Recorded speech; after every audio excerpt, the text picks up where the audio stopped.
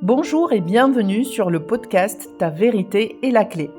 Ce podcast a été créé pour les femmes entrepreneurs et avec la voix de femmes entrepreneurs. C'est un espace de vérité, la vérité de chacune.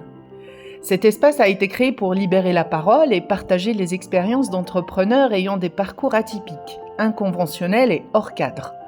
Chaque semaine, nous parlons des différentes sphères de la vie d'une femme entrepreneur, depuis sa vie quotidienne à sa carrière, en passant par son parcours spirituel et sa vision du monde.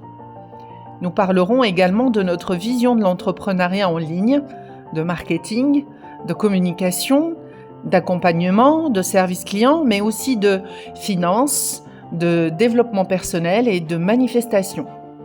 Je m'appelle Dalila et je suis votre hôte. N'oubliez pas de vous abonner et d'activer la cloche pour recevoir les notifications à chaque nouvelle sortie d'épisode.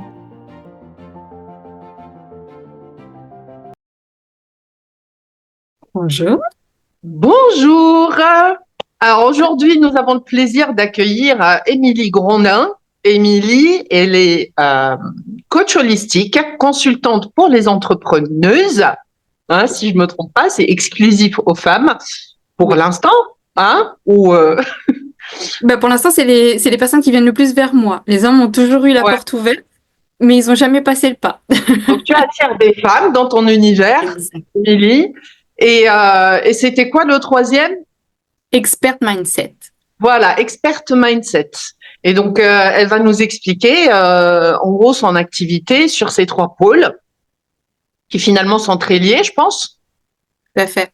En fait, déjà, merci Dalila. Je suis très honorée d'être là avec toi sur le podcast et j'adore parce que les opportunités de podcast en ce moment, je sais pas c'est quoi le message de l'univers, mais j'en ai plein, donc je fonce. Génial. Et moi, en fait, je suis aussi entrepreneuse, donc je suis consultante pour les entrepreneuses. Je les aide surtout à gagner en clarté dans leur business.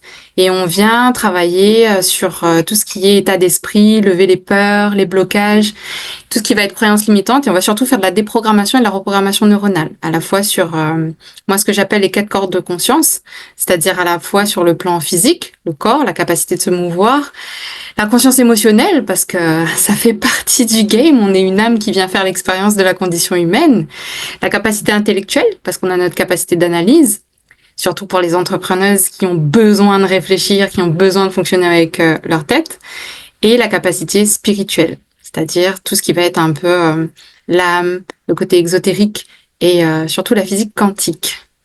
Donc voilà, on travaille sur tous ces plans-là pour ne rien laisser passer au hasard et dans un alignement parfait pour son entreprise. Ça, j'adhère totalement parce que c'est le genre de choses aussi que je fais, c'est que c'est multidimensionnel en fait finalement. Et il y a des choses qui sont très intéressantes quand on regarde des fois dans la vie d'une entrepreneur. La vie de couple va forcément impacter la vie entrepreneuriale, la façon, sa relation aux gens, pareil, sa relation aux enfants des fois. Tout va venir et finalement entre la dimension mentale et la dimension du cœur, il y a tout un jeu, il y a tout un cheminement des fois à faire. Enfin, pas des fois. Pour moi, le chemin entrepreneurial est un outil non seulement de développement de soi, mais un cheminement spirituel, initiatique, qui va nous amener de plus en plus et à chaque nouveau niveau à aller chercher une dimension de soi encore plus large, encore plus grande, encore plus inspirante, encore plus impactante, plus influente, plus riche, plus voilà. Donc c'est vraiment un jeu. Pour moi, c'est ça. En fait, au départ, je crois que j'en avais vraiment une vision très matérielle et matérialiste quand j'ai commencé. Pourtant, j'ai commencé en voulant accompagner des personnes à faire du développement spirituel, quoi, et de la connaissance de soi. Mais j'ai abordé l'entrepreneuriat d'une manière très matérialiste, très marketing, très terre à terre, très et finalement, ça n'a pas vraiment fonctionné pour moi parce que du coup, j'amputais de moi-même cette partie-là. Et c'est très intéressant justement d'avoir. J'aime bien travailler et discuter justement avec des personnes comme toi qui ont cette vision très holistique de la dimension entrepreneuriale. Voilà. Et Ah donc, oui, du coup, toi, aujourd'hui, tu proposes tes services en ligne. Oui, moi je fais beaucoup de distanciel. Alors pour le présentiel, c'est surtout à La Réunion. Donc si vous êtes à La Réunion ou que vous voulez venir, vous êtes les bienvenus. Donc il y a des séminaires qui sont prévus bientôt, mais c'est surtout du distanciel, coaching de groupe et coaching individuel. Donc c'est aussi super intéressant ce que tu dis quand tu parles d'un ensemble global, parce que moi j'adore, on m'a toujours reproché de jouer sur les mots et je vais jouer un peu avec les mots. C'est que dans l'entrepreneuriat, on est beaucoup indépendante. On est indépendante, on est à son compte, et moi je travaille beaucoup avec les femmes solaires, c'est-à-dire les femmes à énergie prédominante yang, masculine, et surtout, on va pas se mentir, les femmes entrepreneuses, en tout cas les femmes solaires, elles ont choisi au maximum elles se tournent plus facilement vers des métiers d'hommes pour avoir besoin de prouver qu'elles sont capables, dont l'entrepreneuriat. Mais moi, j'aime bien dire, par rapport au jeu de mots de vouloir être indépendant, d'être à son compte, c'est surtout c'est un mensonge. C'est un gros mensonge que les entrepreneurs se racontent, parce que on a besoin de l'autre. Et ça va énormément impacter nos relations dans tous les domaines de vie, parce que, bah oui, tu as besoin de l'autre pour acheter tes offres, tes formations, tes coachings. Donc, tu as besoin de l'autre pour grandir, faire grandir ton entreprise. À un moment, faut arriver à se l'admettre. Mais aussi que c'est un challenge en tant que femme d'arriver dans un monde d'hommes et te dire, OK, moi, j'ai ma place. Mais j'ai pas ma place où je vais le faire exactement comme les autres. Je vais aboyer, je vais montrer que je contrôle, je suis rigide, je suis Oui, dans une certaine. énergie très yang, du coup. Exactement, une énergie très patriarcale finalement. Ouais, c'est ça. Et bon, je vais pas faire non plus mon gourou spirituel. Vous l'avez suffisamment peut-être déjà vu passer sur tous les réseaux sociaux, sur Internet. On avance de plus en plus, l'ère elle change, et on avance vers quelque chose de beaucoup plus équilibré. Il y a eu l'ère matriarcale avant, le patriarcat, et maintenant ça demande de trouver justement Un et tu l'as équilibre. fabuleusement bien dit, tu as fait à la fois le développement spirituel, ensuite tu as été très cartésienne et tu as vu que ça n'a pas fonctionné. On peut pas c'est comme si on voulait se couper d'un membre, c'est pas possible. Ouais. Par contre, faut être prête à accepter ce qu'on n'ose pas montrer aux autres. Et c'est ça la force. D'où ta vérité est la clé. D'où la vérité est la clé. Et J'adore ce que tu as dit, parce que tu as parlé de mensonges, et moi, les mensonges, bah, forcément, c'est le revers, l'autre face de la pile qui est la vérité. Des fois, voilà, c'est subtil, en fait. On se rend pas compte qu'on se raconte des mensonges, mais finalement, c'est parce qu'on est dans des postures, dans des identités. Et comme tu dis, les femmes qui sont plutôt solaires, qui s'imposent, qui sont indépendantes, etc., quand elles grandissent dans une société profondément masculine, forcément, elles vont développer un fonctionnement coupé de l'émotion, coupé de l'intériorité, coupé de sa part sensible, pour coller à cette image, voilà, de force, d'indépendance, etc.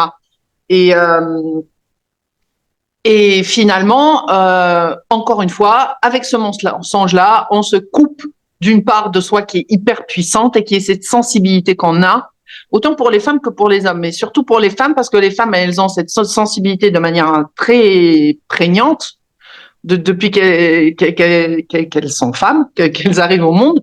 Et se couper de cette sensibilité-là, c'est se couper d'un membre, c'est se couper d'une puissance finalement, parce que les émotions, aujourd'hui, on en joue, et on en joue beaucoup.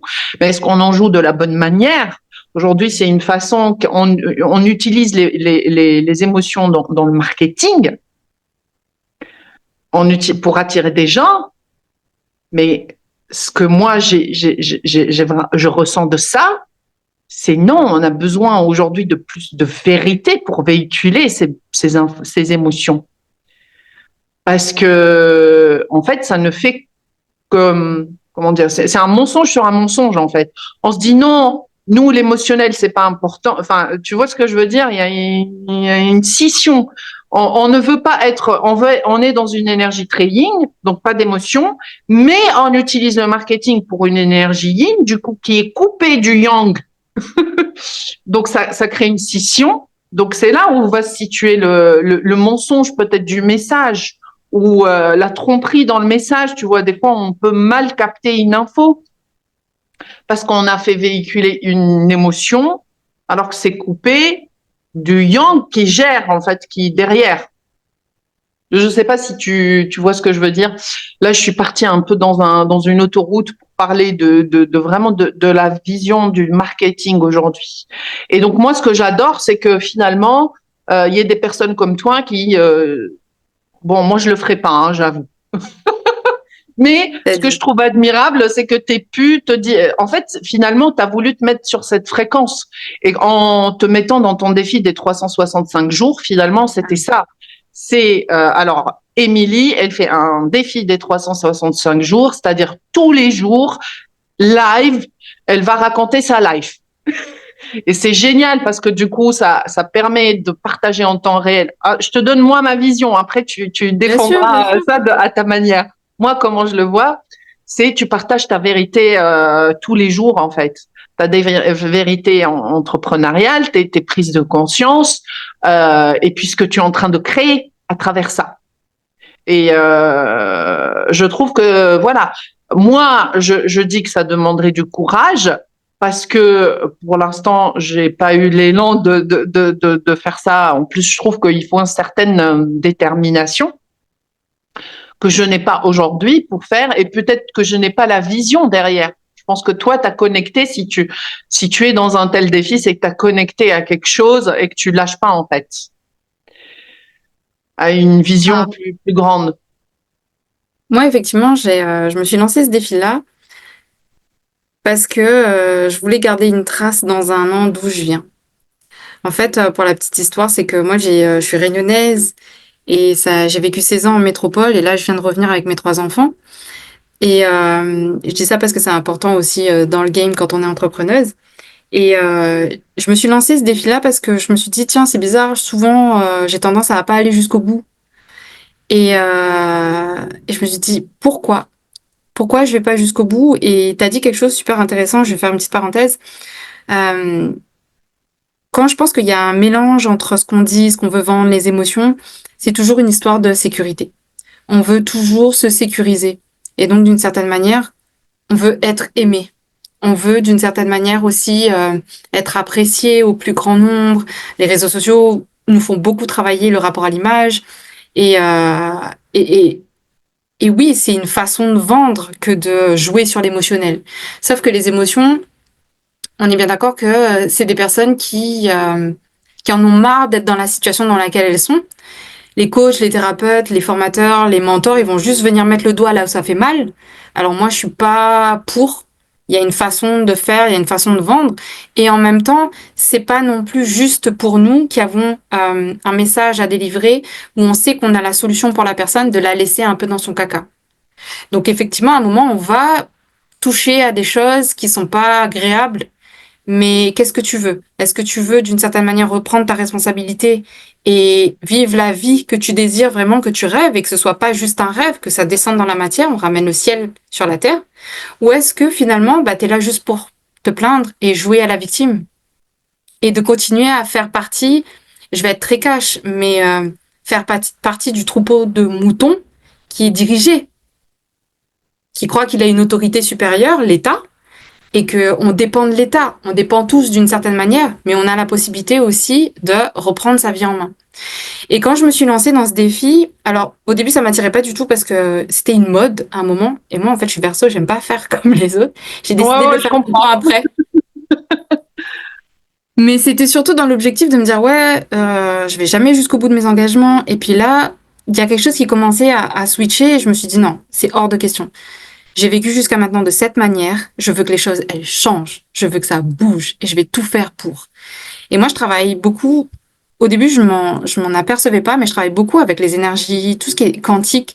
Mais chacun a sa façon. Le fond reste le même, mais la forme change en fonction des personnes, comment ils vont employer leurs outils. Et je m'étais dit, OK, pour que ça change, il faut que je transforme mes croyances. Pour que je transforme mes croyances, il faut que je joue à la fois pas que sur des affirmations positives. C'est OK, qu'est-ce que je vais aligner entre ce que je pense, ce que je dis et ce que je fais? Des actions aussi derrière. Et c'est ça où les gens peuvent se couper, c'est soit ils choisissent le spirituel et l'énergétique, ils mettent pas trop d'actions en place et ils restent sur le côté un peu spirituel, tu as un numéro de tirette, cocotte, tu es une entrepreneuse. Donc, tu as des règles à suivre derrière. Et il y a des entrepreneuses, tout ça, ça leur parle pas. Ça fait très gourou, ça fait très perché. Elles sont très cartésiennes. Et après, elles comprennent pas pourquoi elles vont manifester des situations vraiment très dures et souvent très liées à l'injustice parce qu'il y a ce côté rigide derrière, le besoin de contrôle. Et en faisant ce live du défi des 365, ce qui, tu l'as dit, et merci d'avoir posé la question de cette manière, c'est à quoi tu t'es connecté pour pouvoir justement la vision. Et ben moi, ça a été ma plus grande version de moi-même.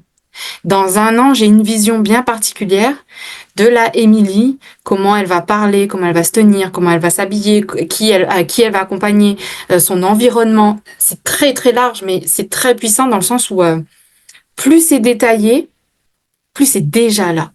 Et les choses se mettent en place, les opportunités arrivent. Et effectivement, ce que mon message à travers ça, c'est de venir un peu contrecarrer tout ce qu'on voit sur les réseaux sociaux dans le sens où les gens croient que, ok, tu vas faire 10 000 euros en 1 mois. C'est possible, hein. Mais par contre, prépare-toi à sacrifier toutes tes relations, tous tes plaisirs, et tu vas travailler du moment où tu te lèves jusqu'à ce que tu t'endormes de fatigue. Mais c'est tout à fait possible. Par contre, je ne suis pas sûre qu'on puisse faire 10 000 euros avec le cœur.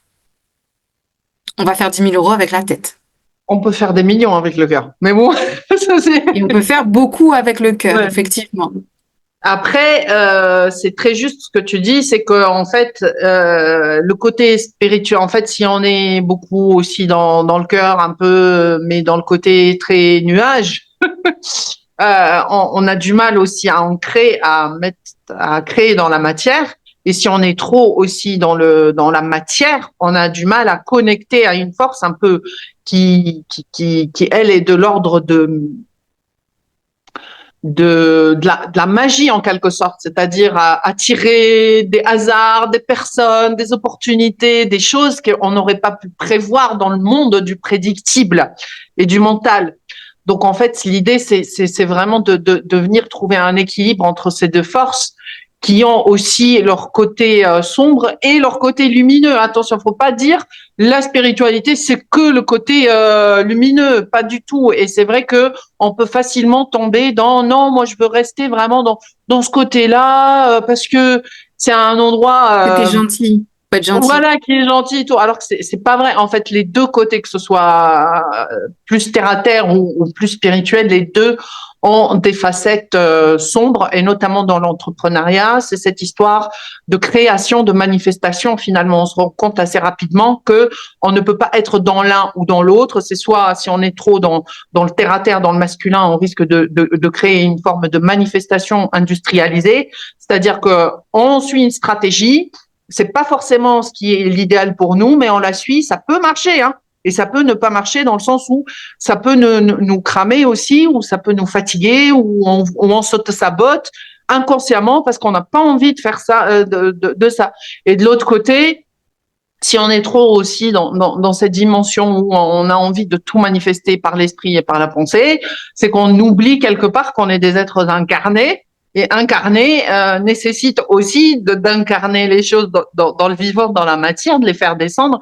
Et ça passe par cet alignement dont tu parlais tout à l'heure. C'est entre ce que je pense, entre ce que je ressens et ce que je fais, c'est droit et aligné. Et ça, ce n'est aligné que une fois que justement on a un peu trouver l'équilibre dans toute cette dualité-là, parce que c'est un champ de dualité immense entre les pensées, ce que je pense de moi, mes mensonges, mes vérités, mes trucs, je sais pas, le bien, le mal, la spiritualité, le terre-à-terre, tout ça. Enfin, à un moment donné, se cheminer là-dedans pour naviguer et trouver cet équilibre-là, c'est ce que ça demande en fait, c'est ce que ça demande.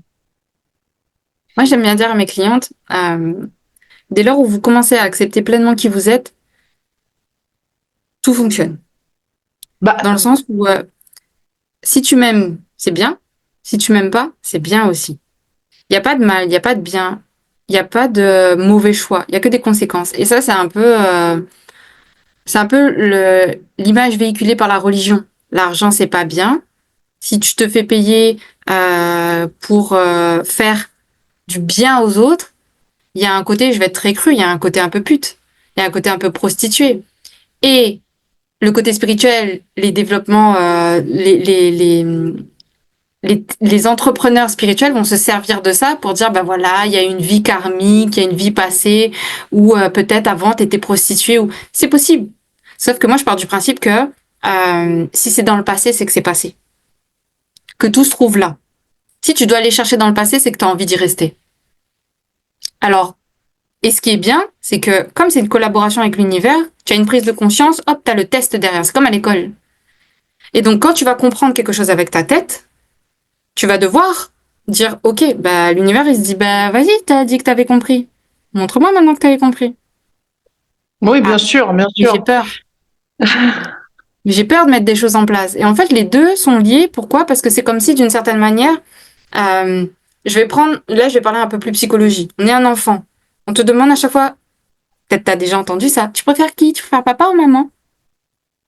C'est la petite fille à qui? C'est la petite fille à papa ou c'est la petite fille à maman, ça? Ça, c'est le genre de truc qui, moi, j'en avais pas conscience jusqu'à ce que j'ai des enfants, jusqu'à ce que je vois ma mère le faire et d'autres personnes le faire. Et je me dis, mais waouh, en fait, on est déjà en train de couper les enfants d'une énergie, de choisir. Et donc, en fait, en permanence, tout le monde, ces enfants qui deviennent des adultes comme nous, on les a mis dans des cases, on les a clivés dès le départ. Tu dois être plus yang ou tu dois être plus yin. Tu peux pas être les deux. Faut que tu choisisses, ma cocotte, parce que sinon, ça va pas le faire. Et donc, du coup, d'une certaine manière, bah, ah, ça c'est bien.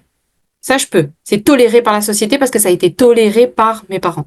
Ça, je peux pas. Parce que c'est pas bien. Donc, c'est pareil pour les émotions. J'ai pas le droit d'être en colère. Parce que être en colère, ça veut dire que tu as un sale caractère, ma cocotte. C'est pas bien quand t'es une femme.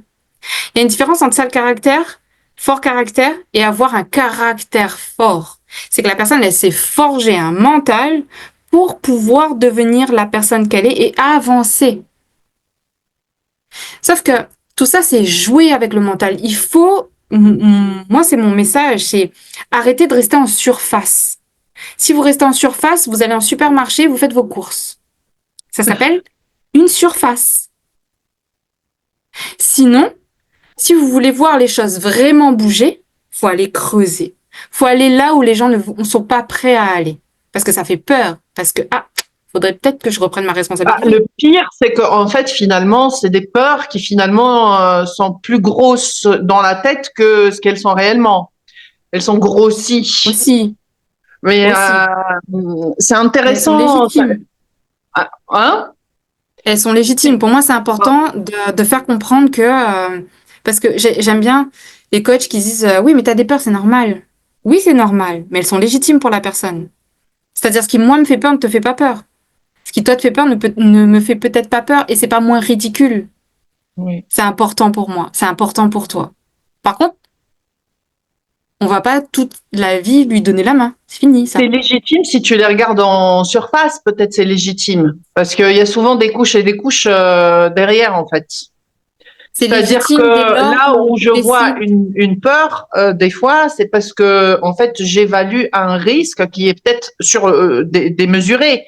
Mais si je vais pas voir en profondeur, pour pouvoir justement sortir ce risque-là, voir d'où ça vient cette peur-là, je reste en surface et du coup je reste bloqué. C'est ce que je veux dire, c'est que finalement on est conditionné, qu'on le veuille ou pas, on est conditionné depuis qu'on est petit. Donc et de toutes les façons, même si nos parents étaient géniaux, extraordinaires, ou toutes les personnes qu'on a rencontrées étaient géniales, de toutes les façons, on est conditionné d'une manière ou d'une autre. Et c'est le jeu de la vie en fait. C'est de développer à un moment donné ce discernement qui nous ramène à nous-mêmes. On est tous embarqués pour jouer ce jeu-là. Et donc, tous, on va être conditionnés. Et ce qui est le plus marrant, c'est justement de se sortir de ce conditionnement, finalement. Et quand tu parlais tout à l'heure du passé et du futur, moi, tu prêches une convaincue. Moi aussi, je suis passionnée de physique quantique. Et j'ai bien compris que justement d'essayer d'aller guérir des blessures, ce que tu dis, des blessures de l'âme ou des blessures ou je sais pas quoi, et de rester dedans, ça justifie finalement qui on est aujourd'hui. C'est-à-dire qu'on va créer de la causalité du passé vers maintenant, mon présent. Alors que l'idée, c'est justement de se détacher de ce passé-là et de créer de la causalité dans le futur, de se connecter de plus en plus à cette version. Là, tu parlais du 365 jours, comment tu t'es connecté à la version de toi dans un an. Finalement, tu crées une forme de rétro-causalité, c'est-à-dire que la version de toi dans un an que tu as fixé, là, que tu regardes et qui ne bouge pas, elle t'informe dans l'instant présent et elle te fait avancer. Et il faut être vraiment vigilant par rapport à ça quand on rentre dans tout ce qui est thérapeutique et tout. C'est clair, c'est libératoire à plusieurs niveaux, mais rester dedans, et c'est le revers de la médaille, rester dedans, c'est créer encore plus de causalité du passé vers le présent.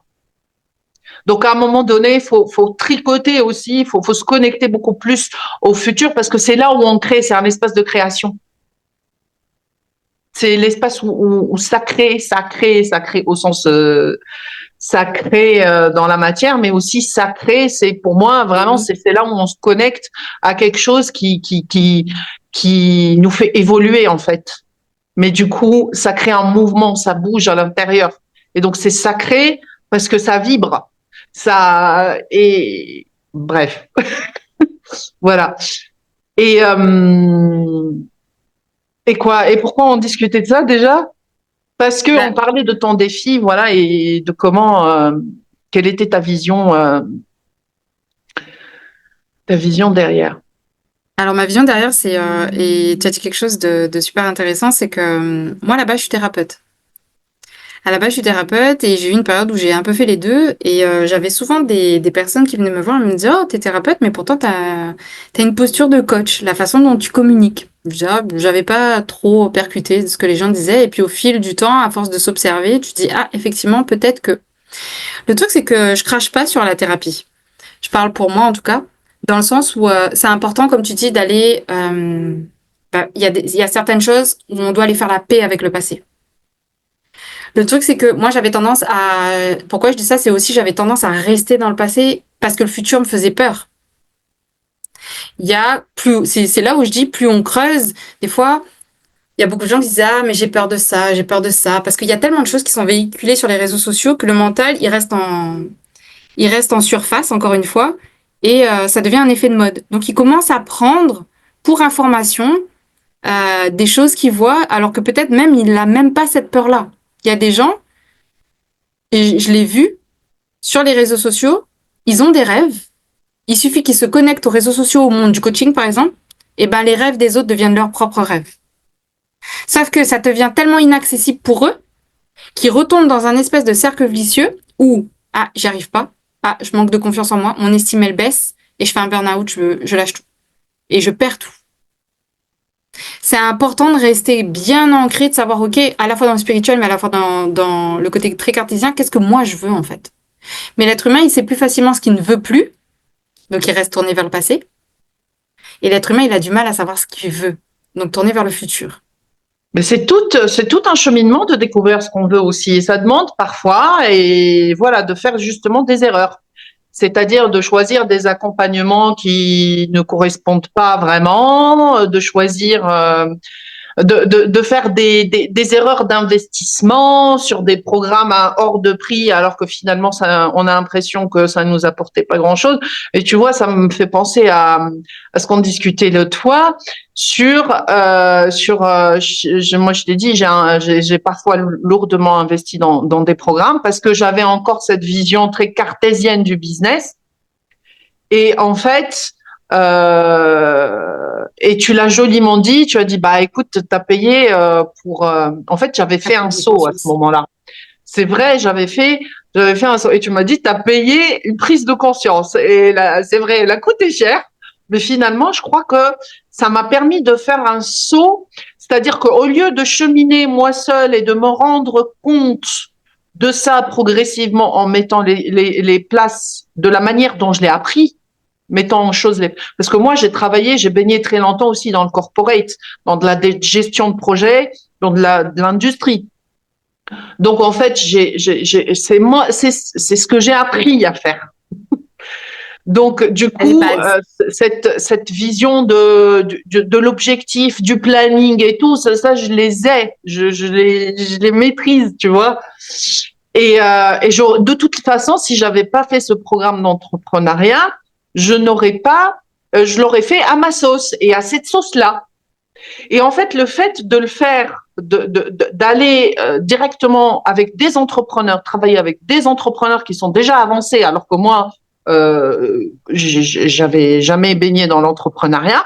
Je me suis retrouvée dans un bootcamp où il y avait des personnes qui étaient déjà entrepreneurs depuis des années. Donc déjà, ça m'a permis de voir ce que eux ils vivaient depuis quelques années déjà. Et c'est là, je crois, à ce moment-là, je me suis dit non, je veux pas ça moi. Non, je veux pas travailler plus dur, faire plus dur, non. Et du coup, je me suis retrouvée. Et je crois que c'est cette prise de conscience-là qui m'a fait bondir dans l'univers de la manifestation.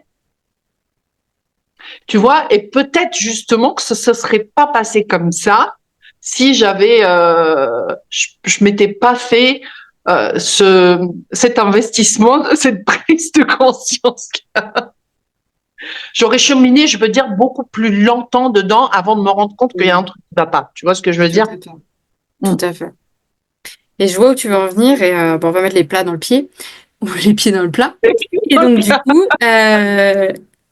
moi, j'ai fait le compte la dernière fois. Je crois que j'ai payé plus de 1 000 € avec mon école de psycho. Je crois que j'en suis à 1 000 € de formation de coaching, plus de 20 000 € pardon de formation de coaching. Et il y a un des investissements qui m'a le plus marqué, c'est que j'avais payé 5 000 € pour. Je venais de lancer mon activité, ça avait super bien décollé. Et j'avais réussi, je crois que j'avais payé la première formation pour faire décoller mon activité, je l'avais payé 2004 ou 2005. En 3 mois, j'avais fait le double. Donc j'étais plutôt contente, j'avais jamais fait ça. En tant que thérapeute, tu te fais payer à l'heure à 2 chiffres. Et je me suis dit, waouh! Mais j'ai dû travailler sur, ok, il faut que je me détache de l'image du thérapeute et donc de mes pairs, de mes confrères, de mes consoeurs, de qu'est-ce qu'ils vont penser que moi je suis la thérapeute qui décide de vendre à des accompagnements à 4 chiffres, à 3 chiffres, à 4 chiffres, parce que c'est évolutif. Ensuite, je me suis dit, bah ok, plutôt que de pérenniser, j'ai voulu tout de suite me lancer, c'est un peu le coach aussi, et je vais préciser ensuite quelque chose derrière qui est très très important. C'est le coach qui m'avait dit, bah vas-y, est-ce que tu veux prendre la formation d'après? On continue, je t'aide à aller plus loin, et là on se lance dans les publicités. Sauf que moi, j'avais pas travaillé mon rapport à l'image, j'avais pas travaillé tout ce qui était identité, j'étais pas prête. Et longtemps, ça m'est resté en travers de la gorge parce que j'ai eu cette sensation de me dire, punaise, j'ai perdu 5 000 €. Et je me suis posée, je me suis dit, ok, je vais switcher mon regard. Plutôt que de me dire, ok, j'ai perdu 5 000 €, je vais me dire, ma prise de conscience, ouf, et c'est ce que je voulais préciser derrière. Des fois, on rentre dans des formations, des coachings, on prend des accompagnements sans y mettre aucune intention. On n'a pas conscience de l'intention avec laquelle on rentre et on se dit, ok, je veux atteindre le même niveau qu'elle, je veux gagner de l'argent, je veux avoir des clientes, nanana. Mais en vrai, l'intention, c'est ce qui va vous permettre de vous guider. C'est ce qui va vous permettre d'être clair et d'éviter ce genre de truc où, ok, j'ai payé dans le vide. C'est aussi, et c'est là où les gens ne mettent pas d'attention, parce que c'est aussi de reprendre sa responsabilité. Et pourquoi je dis ça? Parce que quand je t'ai dit que tu as payé très cher pour une prise de conscience, c'est de se rappeler que moi, ça a été le cas pour les 5 000 €, c'est de me dire que, ok, peut-être que finalement, j'ai cherché la reconnaissance dans les yeux de mon accompagnant, mon coach, mon formateur. Pourquoi je dis ça? Parce qu'on va payer. On va se dire, ok, moi, je suis honnête. Moi, je paye pour avoir accès à la personne. Ouais. Parce que j'aime ça. J'aime l'intimité du one-to-one, mais j'ai appris à aimer l'énergie du groupe, à prendre ma place. Mais à cette époque, j'avais pas conscience de ça. Et je voulais être reconnue comme celle qui a réussi, la bonne élève, dans les yeux de mon coach. Je l'ai pas obtenu. J'ai procrastiné, j'ai eu peur. Il n'est pas venu nourrir ça en moi. J'ai abandonné. C'est pour ça que c'est très important de comprendre que, ok, t'es venu là pour quoi? T'es venu là pour qu'on te tienne la main encore une fois? Ou t'es venu là pour apprendre à devenir une adulte, apprendre à incarner pleinement ta grande version? Et ensuite, ce qui s'est passé, c'est que ben voilà, j'ai connecté à des versions beaucoup plus grandes, celles qui gagnent des millions. Et par respect, on ne citera pas des noms, parce que de toute façon, on s'en fout en vrai. Mais c'est de rappeler, ok, pendant que toi, tu penses que t'es jamais assez, il te manque telle formation, il te manque tel truc, tel matériel, bah, en attendant, toi, tu nourris le chiffre d'affaires de l'autre. Sauf que ces personnes-là, elles te disent elles-mêmes, il ne vous manque rien. Bah oui, s'il te manque rien. Essaye de comprendre que t'as déjà un téléphone, tu peux déjà poster. T'as juste à bombarder ton message. Le faire. Par contre, il faut que tu apprennes en parallèle à travailler sur ton amour-propre, à te dire que c'est pas les likes, les commentaires, ni les engagements qui vont te faire avoir des clientes. Moi, j'ai eu des clients qui ont payé et qui ont pratiquement jamais commenté. C'est ce qu'on appelle un peu les clients fantômes. Comme quoi, tu vois, ça vient qui vraiment... sortent de nulle part, en fait. C'est clair. C'est ça, et comme quoi, c'est vraiment venir casser les codes. En vrai, il n'y a plus de règles là. Et moi, ce que j'aime, en tout cas pour moi, ce qui se passe, c'est que là où ça m'a fait le même effet de me dire, ouais, mais je suis la thérapeute qui va vendre des programmes à 4 chiffres, là, je suis en train d'être la coach, d'une certaine manière. Alors, pas qui est en train de dénigrer les gens qui sont avant moi, c'est pas ça le but. Mais c'est de ramener à une certaine réalité. Parce que je trouve que le monde du coaching, ou en tout cas de l'entrepreneuriat, c'est devenu un peu de tout et du n'importe quoi, dans le sens où on veut tellement vendre parce que la vie est chère, parce qu'il y a l'inflation, parce que ceci, parce que cela. Donc on est dans une course effrénée à la performance, qu'on oublie même la vie qu'on a, alors qu'on a choisi l'entrepreneuriat pour être libre à la base.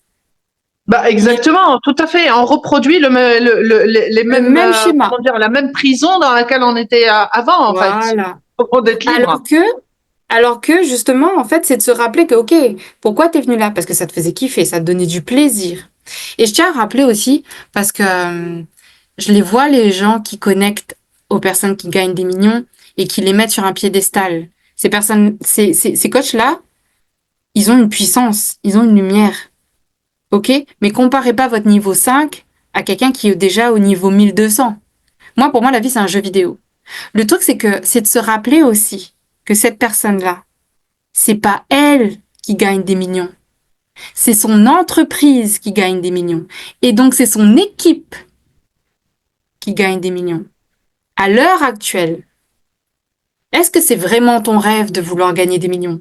Parce qu'il faut avoir une identité sacrément solide pour gérer ça. Hein. On le voit de toute façon avec les gens qui gagnent le loto et qui du jour au lendemain, en fait, finissent à la rue parce que ils n'ont pas su gérer. C'était trop d'argent d'un coup. Bah, c'est pareil. Par contre, nous, on est là d'une certaine manière, notre vague à nous, en tout cas, c'est ce que j'ai remarqué, c'est un peu comme moi, ce que j'aime dire. Quand dans la thérapie, nos parents, c'est eux qui vont créer le karma. On peut pas leur demander de changer. C'est notre rôle d'aller guérir pour que les générations futures, ils n'ont pas tout ça à faire. Donc, ils soient beaucoup plus légers à créer et plus à réparer ni guérir. C'est pareil dans le monde du coaching. Ils ont créé les bases, on vient transformer les choses pour que demain, nos enfants, qui veulent aussi peut-être faire partie de ce monde-là, ils soient dans de l'innovation, de la créativité, quelque chose de complètement différent et peut-être même hors compétition. Ah oui, mais moi j'en suis convaincue. De toute façon, aujourd'hui, de toute façon, on parlait tout à l'heure de l'équilibre du féminin et du masculin, de ces deux grandes énergies en fait, de la dualité existentielle. Et en fait, la compétition, c'est quelque chose, c'est une perception des choses totalement masculine. Oui, bah, c'est une énergie. À la base, c'est une énergie de la gagne, tu vois, de j'y vais, j'y go. Et en fait, c'est une conscience qu'on appelle by me consciousness. Ça veut dire, c'est-à-dire la conscience de moi, que tout arrive parce que moi. Et c'est pas non plus bon, C'est-à-dire qu'on se coupe de ce côté justement qui est de l'ordre de il y a plus grand que moi en fait.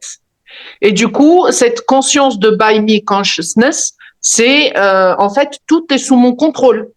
Et donc on retombe dans les patterns, voilà. Donc d'où le besoin aussi d'élever le niveau de conscience aujourd'hui général vers une conscience. Avec la spiritualité, c'est cette conscience de through me consciousness, c'est-à-dire la conscience de ce qui me traverse. Mais moi, je dirais que c'est encore un niveau un cran dessus parce que on peut être dans la conscience qui me traverse et finalement bloquer l'action dans la matière.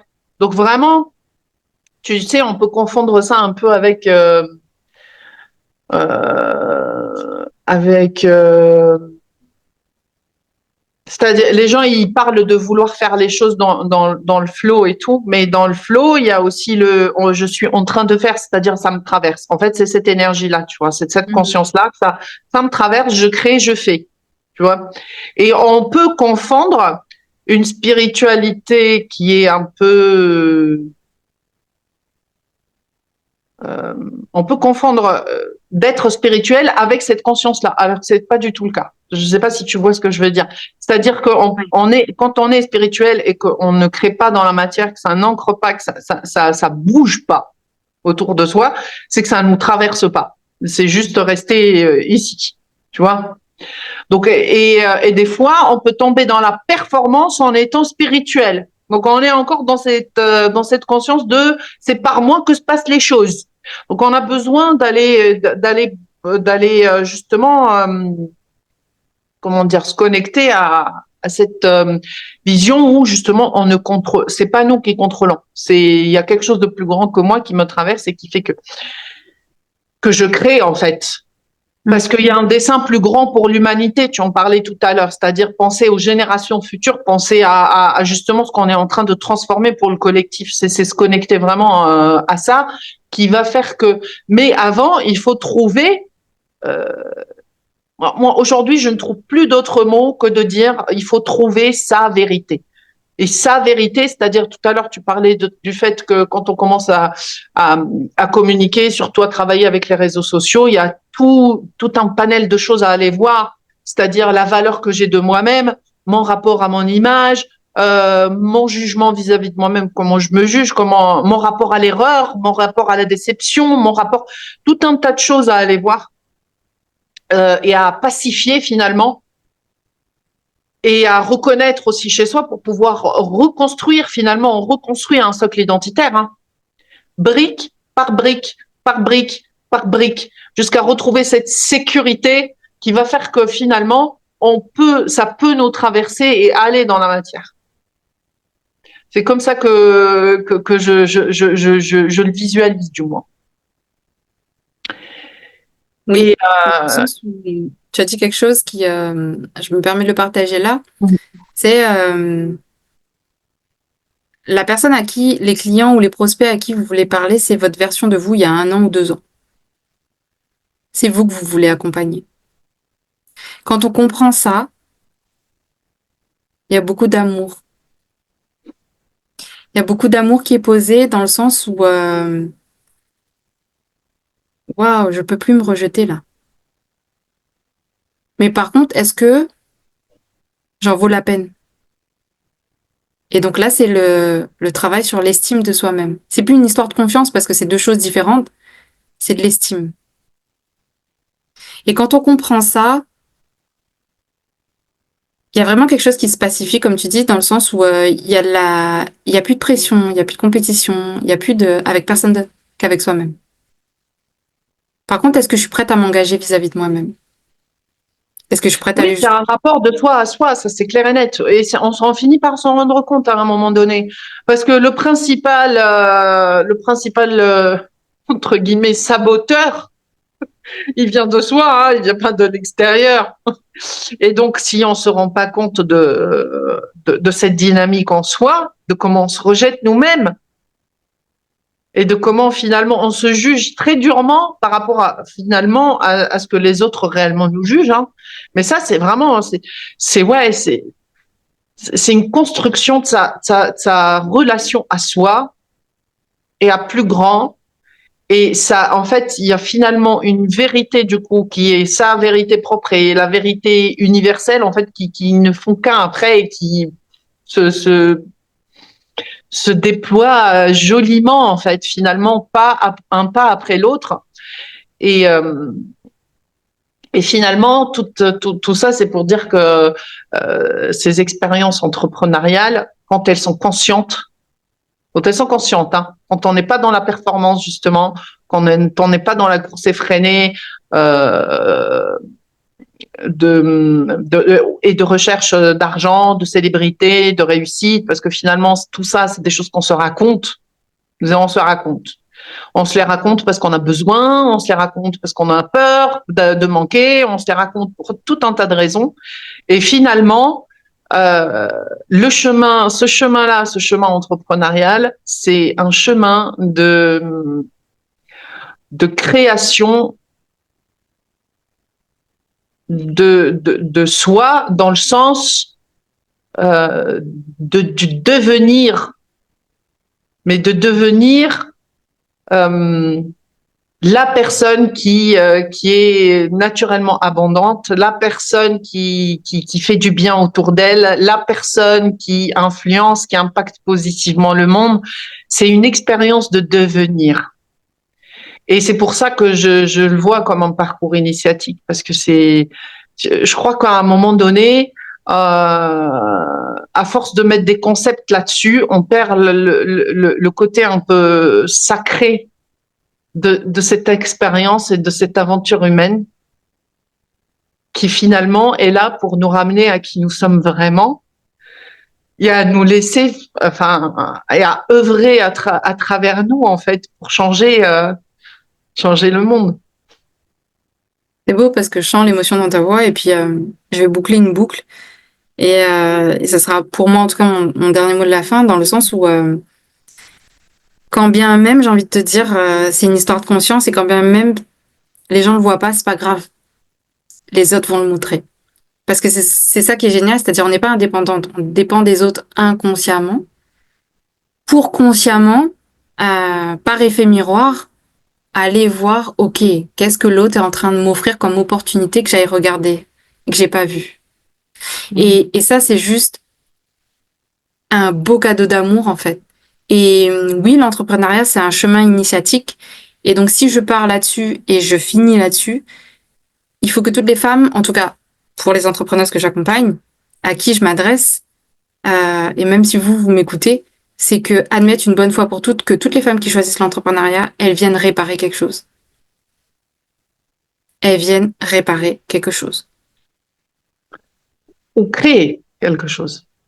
Dans les réparations, il y a forcément la création. Mais pour créer, exactement, mais pour créer vraiment quelque chose qui soit dans l'essence de qui il en est véritablement, pour que ça crée, dans le sens sacré du terme, et créer, oui, il y a une phase de réparation dans le sens de l'accueil, de la paix, retrouver la paix avec ça, pour finalement avoir une énergie. Moi, je dis, vraiment, c'est l'énergie qui me vient. Cette vérité, elle est clean, elle est propre.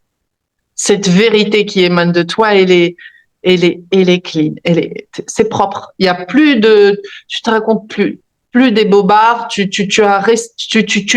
t'acceptes, mais dans ta globalité, avec toutes tes dualités, tu acceptes la vie, tu la laisses te traverser, et là, ça crée encore une fois.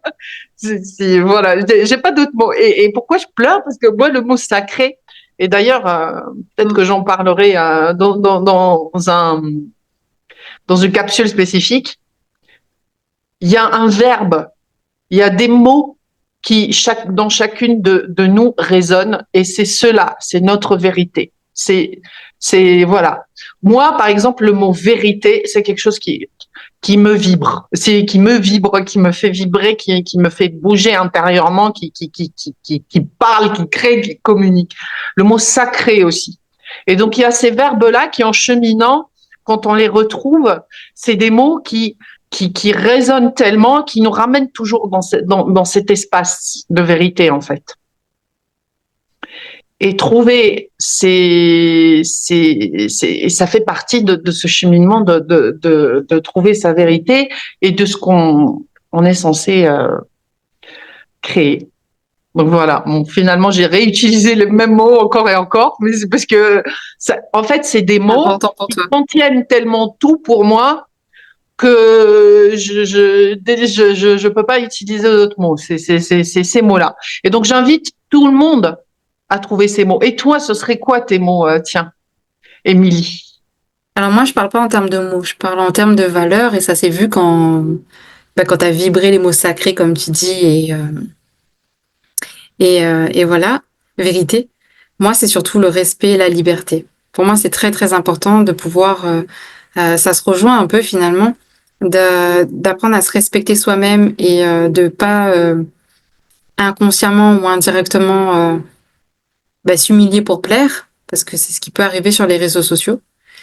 Et en même temps, de se rappeler qu'on est déjà libre. On vit déjà dans un pays où on est libre, sauf on vit inconsciemment comme dans un pays qui est en guerre. Donc c'est ramener la conscience là-dessus, jusqu'à ce que ça devienne une réalité. Donc c'est pour ça qu'il faut en profiter maintenant. Magnifique. Bon, bah, je crois que c'était un super sujet. On discutera après de comment on peut intituler justement cet épisode. En attendant, vous pouvez retrouver Émilie sur les réseaux sociaux, Facebook, Instagram. Et d'ailleurs, en ce moment, elle est en train de faire un challenge tout le mois de décembre. Oui. Pour manifester quelque chose de très précis, hein, il me semble d'assez particulier. Il y a un désir, il y a quelque chose, et il y a tout un travail holistique qui est autour de ça, avec des petites choses à faire chaque jour, que ce soit des méditations, des reprogrammations, voilà. Et puis un truc qui est central et qui moi du coup m'avait beaucoup parlé, c'est de travailler sa relation au vide, qui est un point. Si tu veux rajouter 2 mots par rapport à ça. En fait, c'est pour faire très très simple, sans vouloir y mettre, parce que c'était pas le but en fait de venir alourdir les choses. C'était vraiment un petit calendrier de l'abondance pour faire la paix avec 2024 et mieux accueillir 2025 en se reconnectant à la magie du mois de décembre, la magie de Noël, parce qu'on a un peu perdu justement cette magie de l'enfant intérieur qui manifeste facilement. Et moi, j'ai envie de dire, on manifeste tous. C'est pas un super pouvoir, hein. On manifeste sur nos peurs, comme on peut manifester tout à fait en conscience des choses très très belles.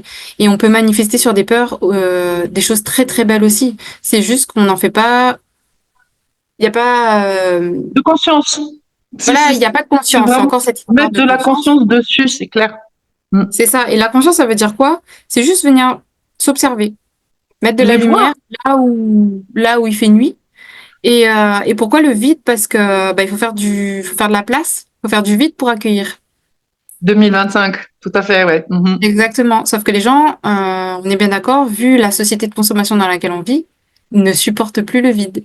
On va toujours combler le manque de communication, le manque de complicité, le manque d'intimité, le manque de clientes, le manque d'argent par plein de choses.